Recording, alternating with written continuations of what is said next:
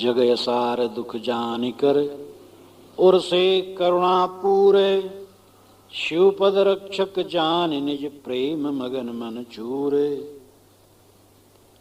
शरद चांदनी रैन का कोई पवित्र बन लीन, कब धो बैठ बिताई हो जगबंधन से हीन। जगत सारहीन और दुखपूर्ण है।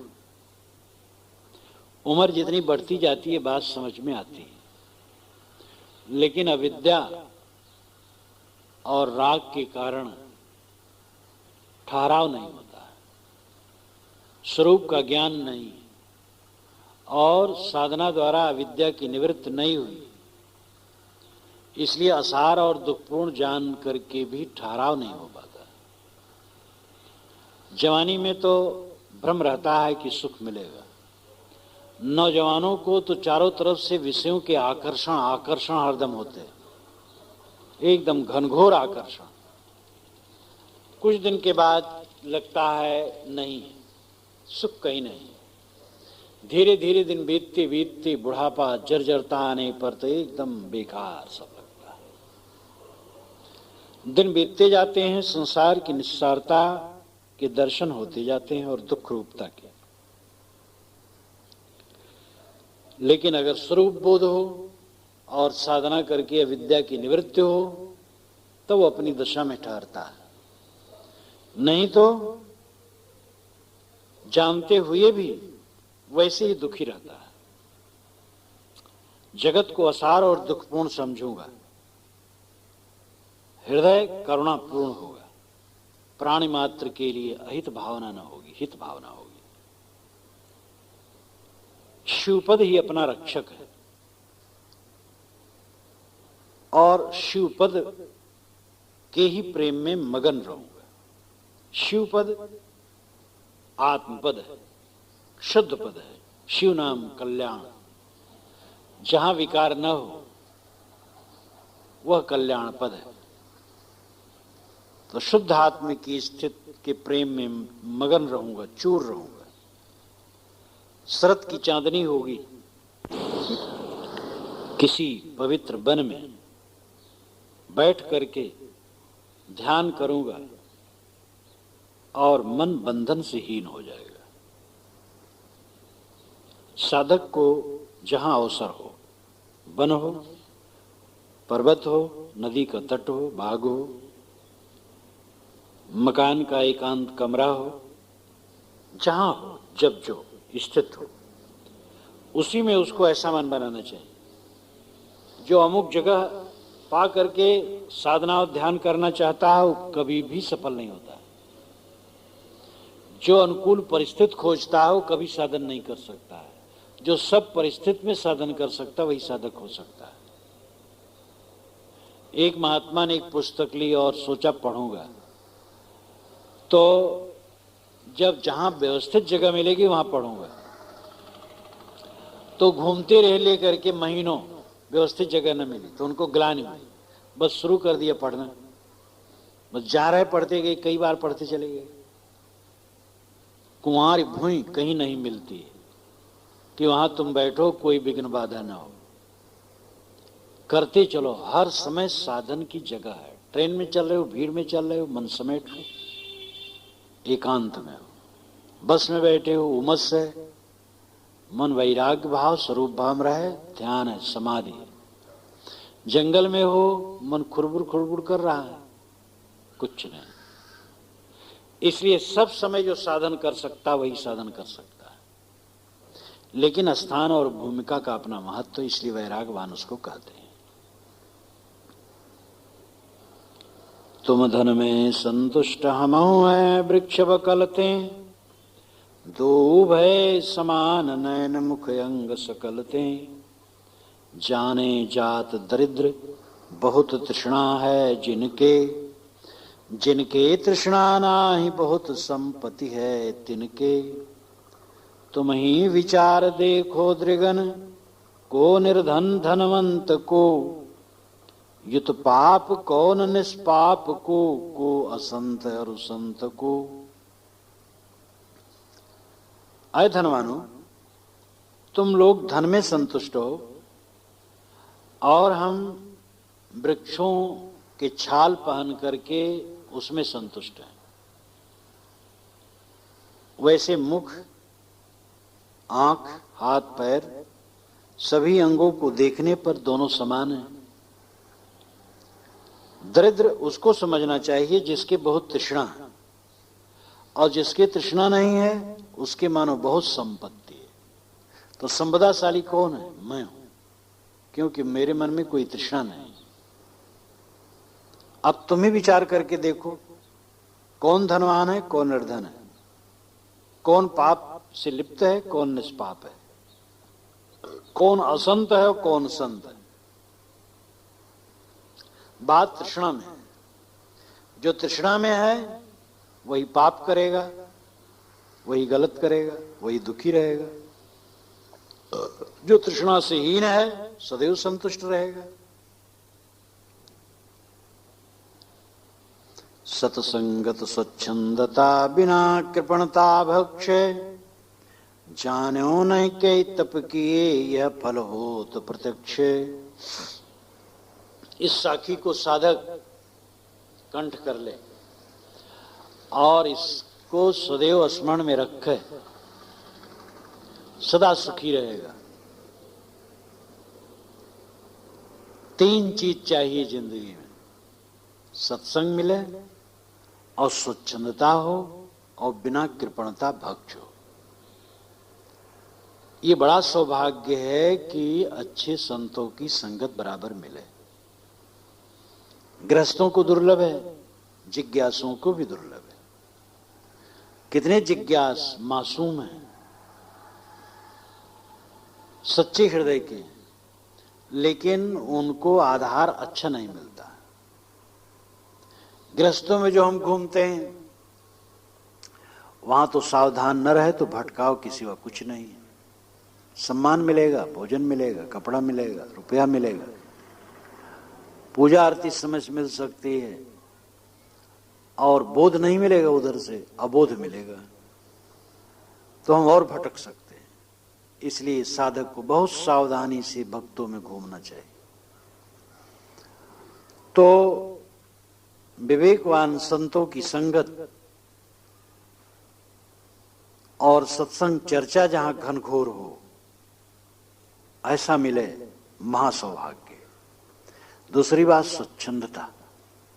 स्वच्छंद मतलब स्वतंत्रता। मन अपना और इंद्रियां सबस्व, यही स्वच्छंदता का लक्षण। ये नहीं कि मनमानी घूमना स्वच्छंदता है। गुलामी न हो मन की, किसी प्रकार राग रस में फंसा ना हो मन। मन एकदम हर समय स्वतंत्र हो। भोजन में क्या मिला, रोटी के साथ नमक मिला कि सब्जी मिली कि दाल मिला कि घी में मिले, कोई फर्क नहीं। मन एकदम स्वच्छंद हो, निर्बंध हो और बिना कृपणता भक्ष, खाने को पेट भर मिल जाए। ना जानो कह तप के ये फल होत प्रत्यक्ष। भर्तृहरि जी कहते पता नहीं किस तपस्या का ये फल है। अब सोचो सब, उत्तम फल पाए हो कि नहीं पाए हो? सत्संग मिल रहा है और खाने मिल रहा है, खाने में कोई कंजूसी नहीं। अब जो स्वच्छंदता है वो स्वयं करना है, अपने को जीतो, स्वच्छंद हो। ये महासौभाग्य का फल है।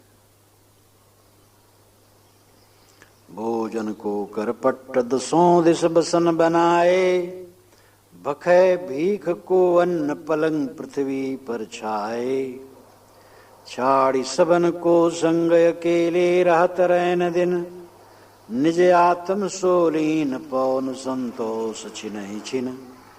मन को विकार इंद्रियन को डारे तोर मरोर जिन, वै धन्य धन्य संन्यास धन कर्म की निर्मूल तिन। भोजन को कर पट्ट, भोजन को पट्ट, भोजन का पट्ट पात्र कर, हाथ को बनाया। हाथ में कोई बर्तन नहीं, बस जहां गए मांग लिया, हाथ में खा लिया बस। भोजन को करपट, भोजन का बर्तन हाथ को बना लिया। दसों दिश बसन बनाए, दसों दिशाओं को कपड़ा बना लिया। ये दिशाएं ही वस्त्र हैं, बस नंगा, कुछ नहीं। भखे भीख को अन्न पलंग पृथ्वी पर छाए, भिक्षा का भोजन कर लिया और पृथ्वी बहुत बड़ी पलंग है, कहीं सो गए। ये पलंग न टूटने वाली, न फूटने वाली, न कसने की जरूरत, कुछ नहीं। छाड़ सबन को संग अकेले रहत रहे दिन, सबका साथ छोड़ करके संग नाम साथ, संग नाम मोह, रात दिन अकेले रहते। निज आत्म सोलीन पौन संतोष छिनो छिन, अपने आत्मा में लीन है और छिन छिन संतोष का पान करते हैं। मन को विकार इंद्रियन को डाले तोड़ मरोड़ जिन, मन और इंद्रियों के विकार जिन्होंने तोड़ मरोड़ डाले। धन्य धन्य सन्यास धन, कर्म किए निर्मूल तिल, उनका सन्यास धन्य है। उन्होंने कर्मों को जड़ से उखाड़ करके फेंक दिया। पारख सिद्धांत के अनुसार समय से कभी ऐसी स्थिति आ जाए तो हाथ में भोजन लेके कर ले, कोई हर्ज नहीं। नहीं तो हाथ ही पात्र हो, ये यहां नहीं माना जाता है। दसों दिशाएं वस्त्र बना ले, नंगा रहे, ये नंगा रहना भी अच्छा नहीं। जो कपड़ा मिल जाए पहन ले, बस इतने रखे कि कपड़ा कोई काम ना रखे, ये मिले कि वो मिले, जो मिले पहन ले बस, लेकिन कपड़ा पहने। भीख का अन्न, जब मैंने गृह त्याग किया था तो सोचा था कभी भीख भी मांग के खाऊंगा, लेकिन बीता जा रहा है, भीख मांगने का अवसर नहीं पड़ा।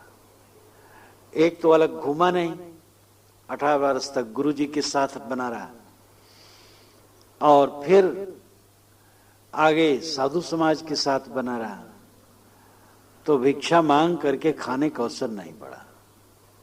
श्री विशाल साहब कहते थे कभी भीख मांग के खाए है? उनके साहब नहीं खाए नहीं। तो कहें कि हम तो जब अयोध्या जाएं, अयोध्या कई बार आते थे, तो कोई साधु साथ में रहे तो बाग में कहीं बैठ जाए तो वो मांग लावे आटा, आलू, कंडा, तो वहीं सेकें और लिट्टी लगावें, चोखा खाएं, तब चलें। तो वो मांग लाते थे। और मैं गुड़ रख लूं, चना रख लूं, तो जब और कुछ पैसा जो दे में थोड़ा तो रखे रहूं, तो चना और गुड़ खा करके पानी पी लूं, बाग में पड़ा रहूं, तब फिर रास्ता चलो। तो मांग करके खाने का प्रचलन पारक सिद्धांत में नहीं है। सहज जो भक्त दे दें। अब संत स्वतंत्र ऐसे घूमे तो वहां पर भी भक्त जहां जाए गृहस्थ लोग दे देंगे। पारखी संतों की अपनी रहनी जो है वो ठीक है।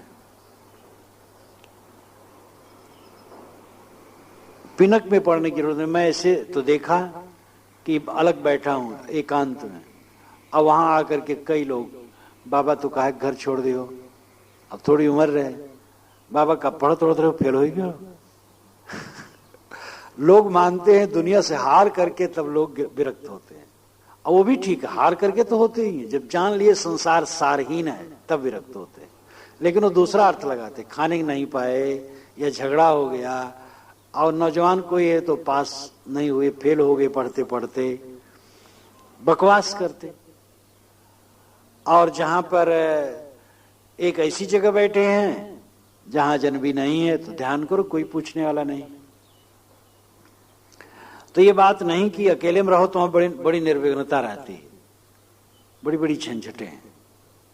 शरीर की रक्षा करने लिए तो तमाम प्रपंच ही है। ये सब जो फकड़ाना वैराग का वर्णन है, ये सब का अर्थ इतने हम लोगों को लेना चाहिए कि भोजन में, वस्त्र में, आवास में और मान सम्मान और किसी भी चीज में फंसे ना। सहज जो मिले गुजर कर ले, मान सम्मान को तो गुजर करने की चीजें नहीं है। भोजन, वस्त्र, आवास जैसे सहज मिले ले ले, अपना मन निर्बंध रखे और भजन में मस्त रहे। नृप सेवा में तुच्छ फल बुरी काल की व्याधि, अपनो हित चाहत कियो तो तू तपया राधि। राजा की सेवा, राजनेता की सेवा में तुच्छ फल है, दुनियादारी कुछ चीज मिलती है। बुरी काल की व्याधि, काल की व्याधि बहुत बुरी है। काल की व्याधि, काल मौत को कहते हैं, काल समय को कहते हैं, काल अज्ञान को कहते हैं। अज्ञान में पड़े पड़े समय बीत जाता है। राजाओं राजनेताओं की सेवा में अपने समय को बर्बाद न करो। आपन हित चाहत कियो तो तू तप आराधे। अपना कल्याण करना चाहते हो तो तप करो, साधना करो। जैसे चंचल चंचला त्यों ही चंचल भोगे, तैसे ही यह आयु है ज्यों घट पवन प्रयोगे। ज्यों घट पवन प्रयोग तरल त्यों ही यौवन तन, विनसत लगत नवार गहत हुई जातो सकन। देखो दुस्सह दुख देह धारिन को ऐसो, साधत संत समाधि व्याधि सो छूटत जैसो। जैसे चंचल चंचला, चंचला कहते बिजली को, जो आकाश में बादल में बिजली चमकती उसको चंचला कहते हैं। जैसे बिजली चंचल है तैसे सब भोग चंचल है। राजनेताओं को देखो, मंत्री हैं इतनी गामा गामी, मंत्री पद से उतरे कोई पूछने वाला नहीं। ऐसे रजवाड़े हुए जो दुश्मनों द्वारा गिरफ्तार कर लिए गए और उसी राजभवन के एक कमरे में डाल दिए गए बेड़ी हथकड़ी लगाकर। जो राजभवन उनका बनवाया था या उनका पैतृक था जिसमें वो विलास करते थे, उसी राजभवन के किसी एकांत कमरे में बेड़ी हथकड़ी पहनाकर डाल दिए गए। सारे भोग चंचल हैं, जवानी चंचल है, कुछ स्थिर नहीं।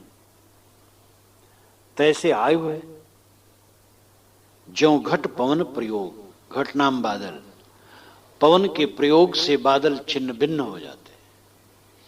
जवानी, सौंदर्य, माधुर्य, लावण्य, अनुकूल लोगों की संगत सब बिखर जाने वाला है। इसी प्रकार जवानी है तरल त्यों ही यौवन तन।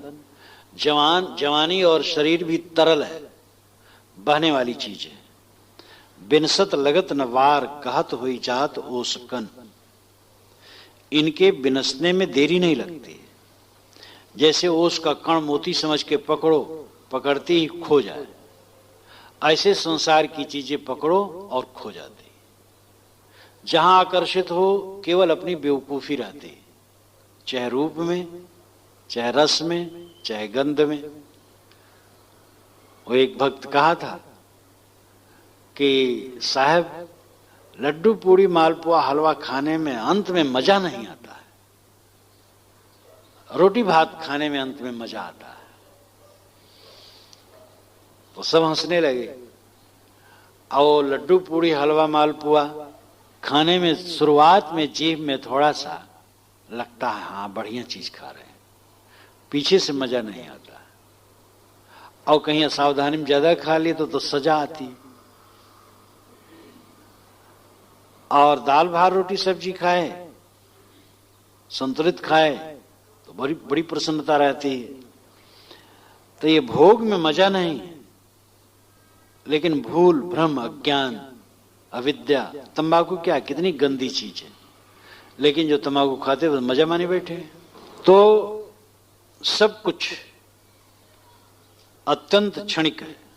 देखो दुस्सह दुख देह धारिन को ऐसो। विवेकवानों ने देखा कि सब देहधारी दुस्सह दुख भोग रहे। साधत संत समाधि व्याधि से छूटत जैसो। इसलिए संत समाधि साधते हैं और मन की व्याधि से मुक्त होते हैं। निर्मल यह रोग की औसत समाधि में बताया है। श्री निर्मल साहब ने कहा ये मानसिक रोग की औसत समाधि को ही बताया गया। समाधि जहां सारी आदि का अंत है, सारे क्लेशों का अंत है। विप्रन के घर जाए भीख मांगनो है भलो, बंधन को शिरनाए भोजन हूं करिबो बुरो। ब्राह्मणों के घर में जाकर के भीख मांग करके खा लेना अच्छा है, लेकिन बंधुओं को सिर झुका करके भोजन करना अच्छा नहीं। ये कथन भी एकांगी स्थित की है। विप्रों के घर में भीख मांगना, विप्रों को ऊंचा मानते हैं, उनके घर में भीख मांगने से अच्छा है। विप्र वही है जो अच्छा संस्कारी है, और अच्छे संस्कारी के वर्ग मात्र विप्र नहीं है और वर्ग मात्र शूद्र नहीं। जो अच्छे संस्कारी, जिनकी सफाई, स्वच्छता, रहनी, बोली, बानी, बर्ताव, आचरण, नियम पवित्र, वो विप्र है। विप्र विद्वान सदाचारी है, और जो गंदे आचरण के हैं, गलत व्यवहार के हैं, बोली बानी व्यवहार सब गंदे हैं, वो शूद्र है। तो ये वर्ग नहीं, ये व्यक्ति है। लेकिन लोक मान्यता अनुसार ऐसा उन्होंने कहा। भाइयों के बीच में सिर झुका करके भोजन करना अच्छा नहीं, भीख मांग के खाना अच्छा है, ये नीति की बात है। लेकिन अब ये भी नीति है कि भाई बंधु में रहना, भाई तो भाई है, सिर झुका के रहना अच्छा है। आखिर कहीं जाएंगे वहां भी सिर झुकाना पड़ेगा, तो भाई के साथ सिर झुकाना क्या बुरा है। विप्र शूद्र योगी तपी सुपच कहत कर ठोक, सबकी बातें सुनत हो मोको हर्षण शोक। लोग ताली बजा करके मजाक करते हैं, मुझे कहते हैं ब्राह्मण है, कोई कहता नहीं शूद्र, कोई कहता योगी, कोई कहता तपस्वी है, कोई कहता यार भंगी। सबकी बातें मैं सुनता हूं, मुझे न हर्ष है न शोक है। गोस्वामी जी भी खींच करके कहते हैं, धूत कहो, अवधूत कहो, रजपूत कहो, जुलाहा कहो को, काहू की बेटी सो बेटा न ब्याह, काहू की जात बिगाड़ न सो, मांग के खैबो मसीद के सोइबो, लेबो के एक न देबो को दो, तुलसी सरनाम गुलाम है राम को, जाको रुचे सो कहे पुन सो। मुझे चाहे धूर्त कहो चाहे अवधूत कहो, धूत कहो, अवधूत कहो, रजपूत कहो, जुलाहा कहो को, चाहे कोई जुलाहा कहो, कोई बात नहीं। काहू की बेटी सो बेटा न ब्याह, हमारे कोई लड़का थोड़ा है कि किसी लड़की को मांगना है मुझे। गोस्वामी जी भी बड़े चतुर थे, ये नहीं कहे हमें अपनी लड़की नहीं ब्याहना किसी से, लड़का कहे मेरे कोई लड़का है जो मैं कोई लड़की खोजूंगा, बहू खोजूंगा। ये नहीं कहे कि हमारे कोई लड़की है जो दामाद खोजूंगा। और उसमें ये भी है कि लड़की तो किसी को भी दे दे, अंतर जाति नई शादी होती है तो किसी को दे दे, लेकिन लड़का के लिए बहू मिलना मुश्किल है। तो काहू की बेटी सो बेटा न ब्याह, काहू की जात बिगाड़ न सो, किसी की जात में मिल करके उसकी जात को हमें बिगाड़ना नहीं है। मांग के खैबो मस्जिद के सोइबो, मांग के खा लेना और किसी मस्जिद में सो जाना है, मस्जिद ने किसी देव मंदिर में सो जाना है। लेबो को एक न देवो को दो, न एक लेना है न दो देना है, एक नाम दोष किसी को नहीं लेना, और दो मन और वीर्य कहीं नहीं देना। अपना मन कहीं आसक्त नहीं करना है और अपना वीर्य कहीं नहीं देना है। तुलसी सरनाम गुलाम है राम को। तुलसीदास जी कहते हैं तुलसी तो राम का गुलाम प्रसिद्ध है।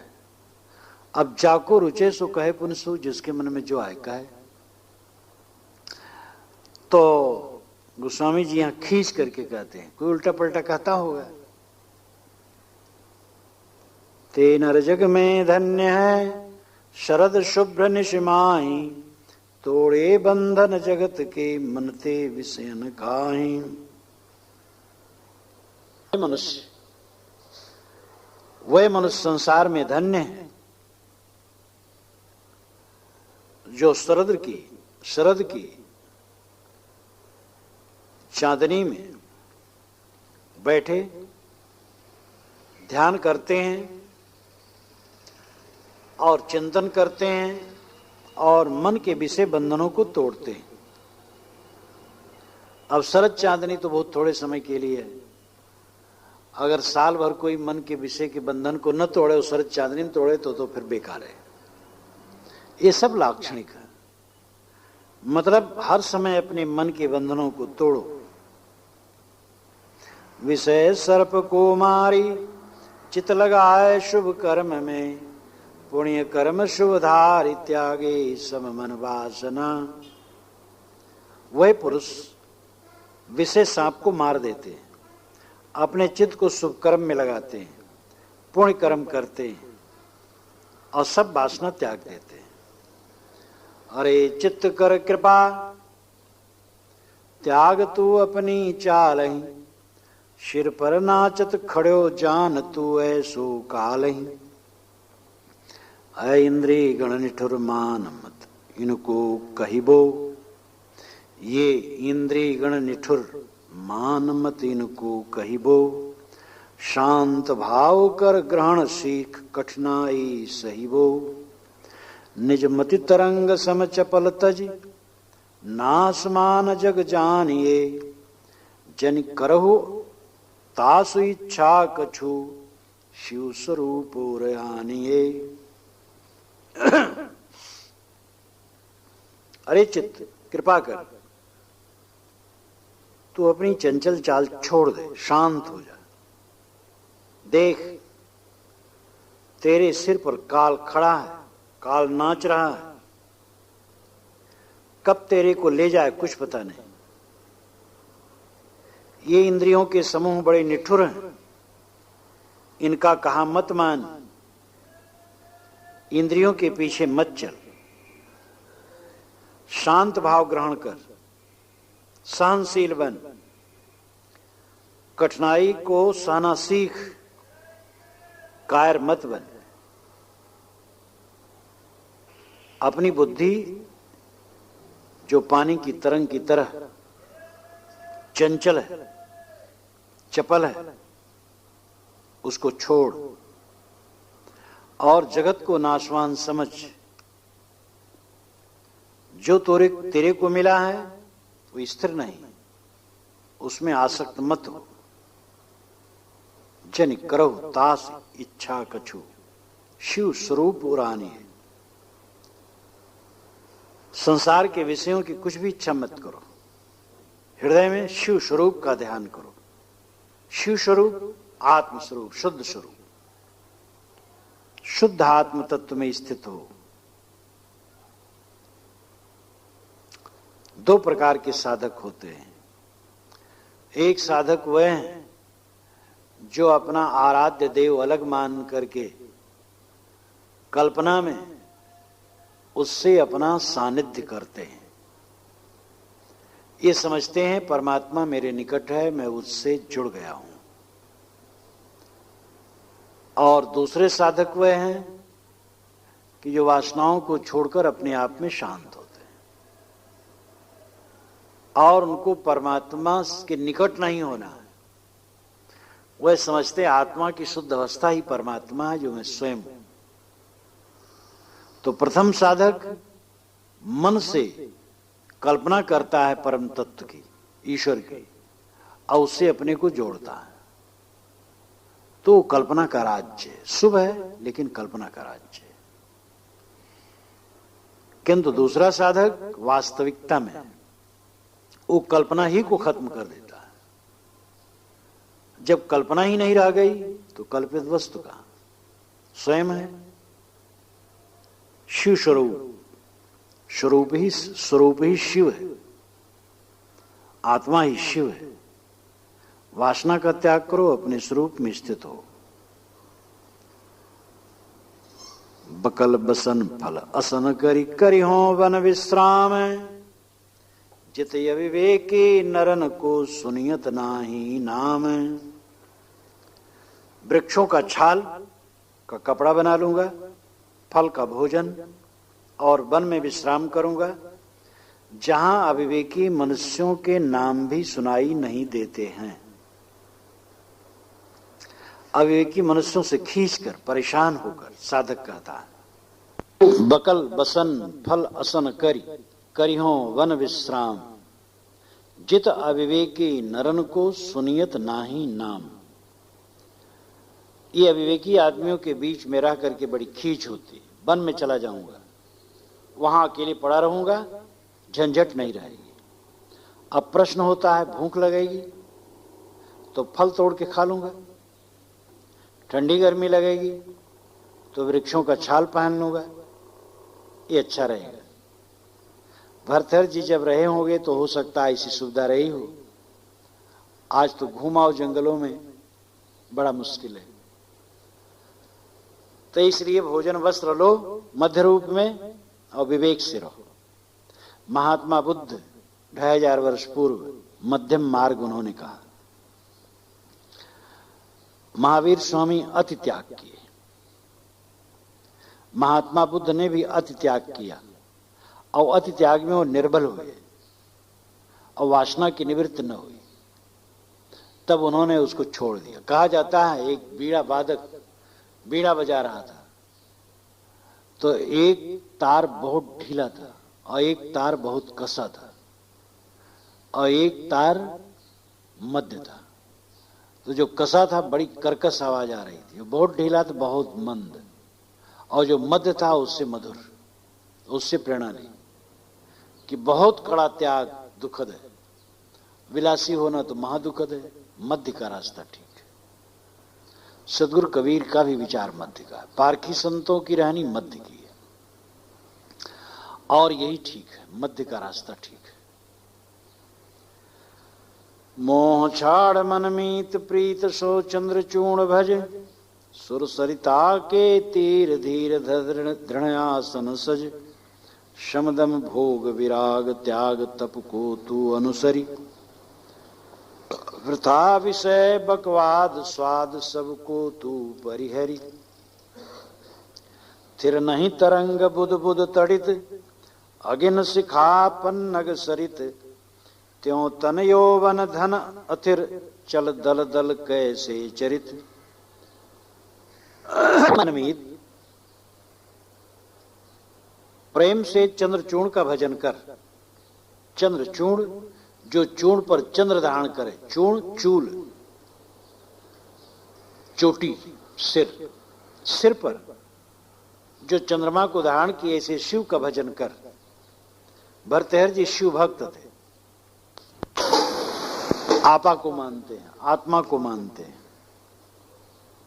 जो चंद्रमा धारण करता है जटा में उसको नहीं, वो एक प्रतीक मात्र है।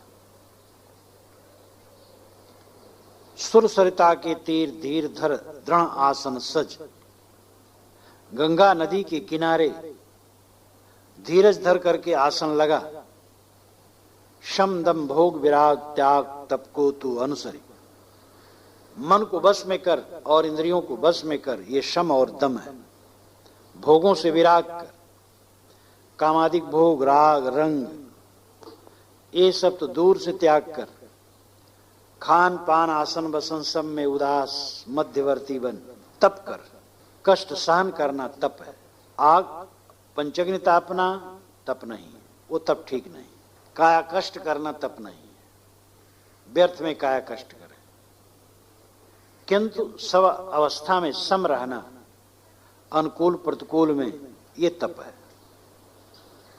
वृथा विषय बकवाद स्वाद सबको तू परिहरी, विषयों का त्याग कर और व्यर्थ बकवाद छोड़ दे। फिर नहीं तरंग बुदबुद तड़ित, अगिन शिखा पन्नग सरित, त्यों तन यौवन धन अथिर, चल दल दल कैसे चरित। शरीर जवानी भोग, पानी की तरंग, पानी का बुदबुदा, बिजली, आग की शिखा, सांप का फण, सरिता, पीपल के पत्ते के समान चंचल है। चल दल दल, चल दल चलदल का मतलब है जिसका दल चले, दल नाम पत्ता।